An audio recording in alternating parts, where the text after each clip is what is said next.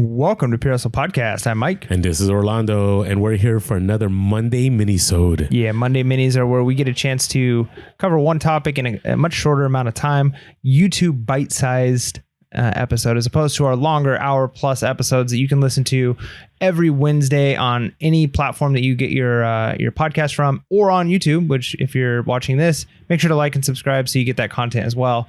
But today we're going to be talking about something that's pretty important, and it's the exploitation of the poor and resellers' role in that. Because that's what we do. We exploit the poor. That's right. All right, so let's talk about how that's not the case. Isn't that awful? Can you imagine? People are like, I'm tuning off of these people. These people are awful. I know. I'm glad you stuck with us for a few more seconds. So here's the first thing I want to talk about, because the reason this came up is, I'll post something on social media, or we'll drop a video on the podcast, and it'll be all about how you resellers provide nothing to society. You're just, you're bottom feeders. You're exploiting the poor. Poor people can't get their clothing at the thrift store anymore, and you're just ruining. You're terrible. Like, you should be sent to the gulag. Like, it's just really negative. But the reality is, reselling does a lot more for the poor than most systems in this world. So let me talk about the first thing. Reselling is one of the best opportunities for someone to lift themselves out of poverty, right? The barrier of entry, right, is not that tough as a reseller. Now, granted, right, it's tough if you don't have a cell phone or you don't have an ability to, let's say, list items, but you don't even have to print labels. Right, you can go to the post office with your eBay QR code and they'll give you the label. Now, you obviously need to have the tape and the box and so on. But how many resellers do we know in this reselling community that were high school dropouts, that didn't go to college, that came from food stamps to now being $1 million sellers on Amazon because of reselling? And it's most of resellers have that kind of story. Yeah, and I mean, to be fair, the rags to riches story isn't really that common all the time, but it can happen.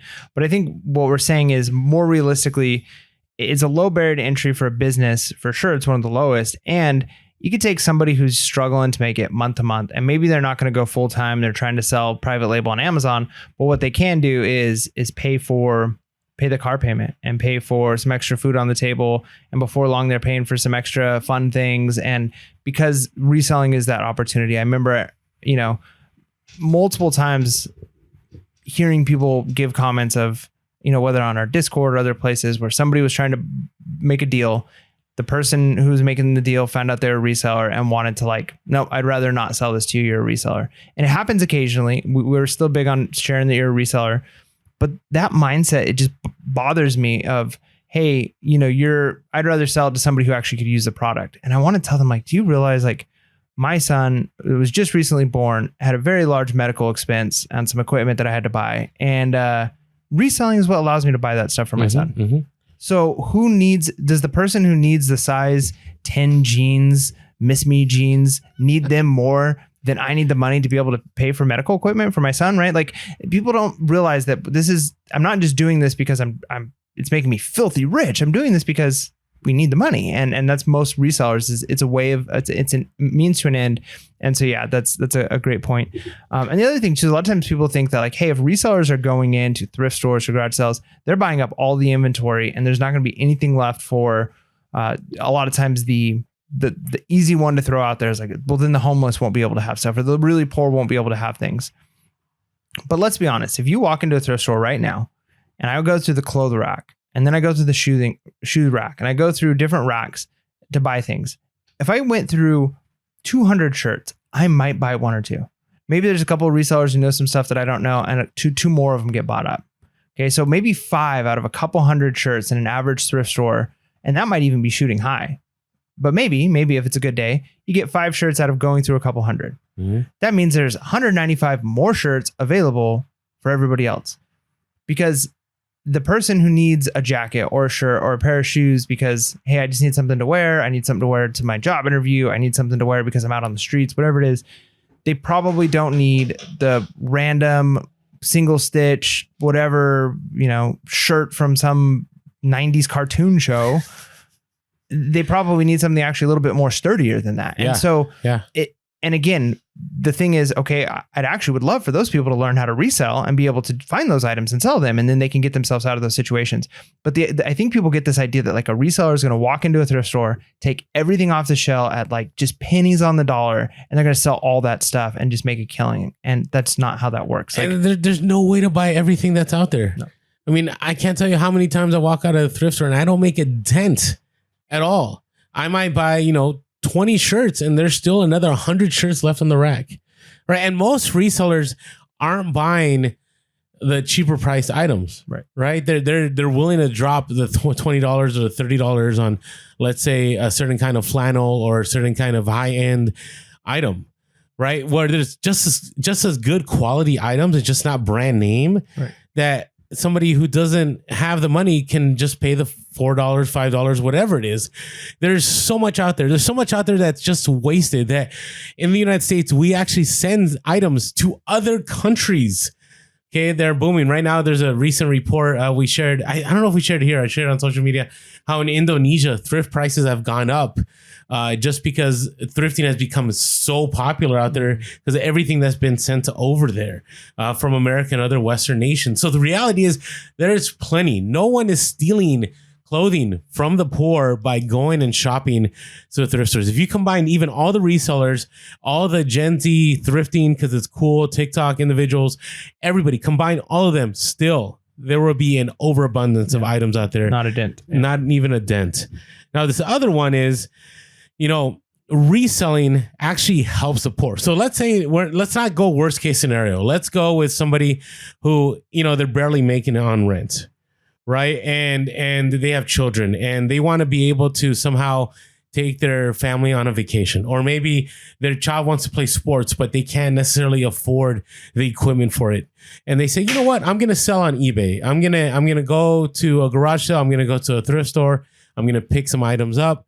And what they're able to do is when money is lacking, when the wallet is short, they're able to supplement that income. So what reselling is doing is helping the poor, helping them to gain advantage, right? To break open those gates so they can do more with their family. They can go on that vacation. They can go on that nice dinner. They can help their child play sports. Whatever the scenario is, right? It's able to provide them opportunities that if there was no such thing as reselling, they wouldn't be able to do. That's right. And our next one is, in reality, resellers are oftentimes keeping thrift stores open. Thrift stores do great by selling to that target market, right? The people who are buying things because they need them. But the other market that people that are going in there and buying things are going to be resellers. And again, like Orlando mentioned, a lot of times resellers are the ones buying the things behind the glass cases. They're buying the things that are a little bit more expensive. And even if it's, say, 5 to 10% of the sales that thrift stores are getting are from resellers, that's oftentimes what's needed in order to keep those stores open. And if resellers just stopped, right? If it was like you can't have resellers at a store anymore, then all of a sudden you're going to struggle a whole lot more as a store because you've lost 10, 15% of your client base, which means you're going to have to up your prices in order to try and keep your profits the same. Also, resellers, they don't exploit the poor. They help everyone. Because here's the deal. Mike and I run a podcast, right? And our information goes to thousands of people every month. And we don't even have a huge following. There are people that have close to 500,000 and they share about reselling across several platforms. And guess what? A ton of people who do not have the finances, do not have the resources, and they're living paycheck to paycheck, they'll pick up on our podcast or they'll pick up on a YouTube video and they'll go, you know what? I can do that. I can actually make that happen. I may be able to add an extra 100 a week, 200 a week, 1,000 a month, and it begins to change their life. And so resellers that are on YouTube, that are quote unquote influencers, whatever you want to call them, they actually contribute to society by making people's standard of living better with the information that they share. And so overall, resellers do not exploit the poor. Whether it be reselling provides an opportunity for people to better their lives, the fact that there's so much inventory, there's no way we can make a dent where the poor end up going, well, I guess there's no jackets for us. There's no clothing. There's nothing to pick up, whether it be, you know, providing just deals for individuals when they're, you know, struggling and they have to find a job and they can't buy brand new. But guess what? They're going to go to eBay, and the items that we sourced that are at a deal, at a sale, in a coupon, they're going to be able to purchase and they're going to be able to work. And again, we keep thrift stores open. We keep things going. And last of all the content is provided by resellers, whether it be on social media such as Instagram, TikTok, Facebook, or on YouTube, or on podcasts like us,